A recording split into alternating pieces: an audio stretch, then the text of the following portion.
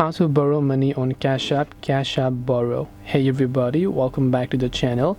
In today's video I will guide you on how you can actually borrow money on Cash App, so make sure to watch the video till the end. Now if you want to borrow money on Cash App, first of all, borrow option might not be available to all the Cash App users. It's only some of the handful people are picked because of maybe their balance inside their Cash App account, which is the regular funds, I guess. Just like the algorithm deciding whom to give it or not give, that's just how this works, I guess. But if you don't have it, you will never have it most likely. Then you can simply open up Cash App over there. Then once you open up Cash App, come to the home tab, then tap on the borrow option, enter the amount. So you can actually borrow up to this amount. It is showing me that I can borrow up to $150.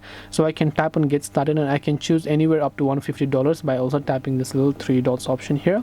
Then I can see the borrow details, then tap on the next option. Then you can simply confirm your weekly repayment schedule, then tap on borrow instantly to borrow money on Cash App.